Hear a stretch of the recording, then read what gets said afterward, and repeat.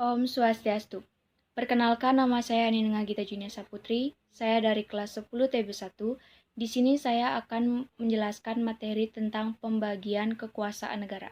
Pembagian kekuasaan adalah suatu proses untuk membagi kekuasaan terhadap suatu negara kepada beberapa lembaga negara agar tidak terjadi pemusatan kekuasaan. Pembagian kekuasaan menurut para ahli, dua dari banyak ahli tersebut antara lain adalah John Locke dan Montesquieu.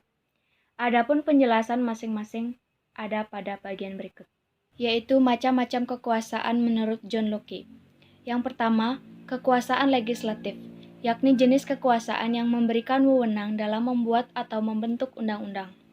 Yang kedua, kekuasaan eksekutif, yakni jenis kekuasaan yang memberikan wewenang dalam menjalankan undang-undang serta mengadili mereka yang melanggar undang-undang.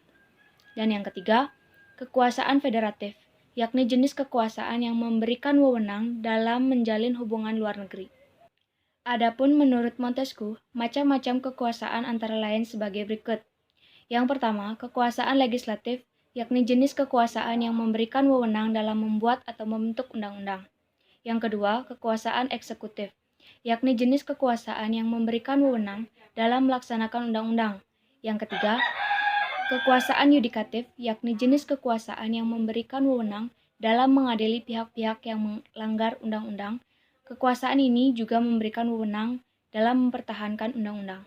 Pembagian kekuasaan di Negara Kesatuan Republik Indonesia ada dua, yaitu pembagian kekuasaan secara horizontal dan vertikal. Pembagian kekuasaan secara horizontal, yaitu pembagian kekuasaan menurut fungsi lembaga-lembaga tertentu, legislatif, eksekutif, dan yudikatif. Sedangkan pembagian kekuasaan secara vertikal merupakan pembagian kekuasaan menurut tingkatnya, yaitu pembagian kekuasaan antara beberapa tingkatan pemerintahan.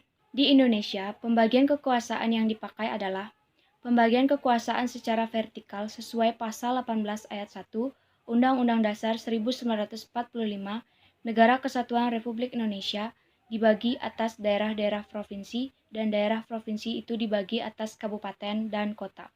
Yang tiap-tiap provinsi, kabupaten, dan kota itu mempunyai pemerintahan daerah yang diatur dengan undang-undang. Sekian materi dari pembagian kekuasaan negara yang bisa saya jelaskan. Apabila ada kesalahan kata atau pengucapan, saya mohon maaf dan saya akhiri dengan para mesanti. Om Santi Santi Santi Om.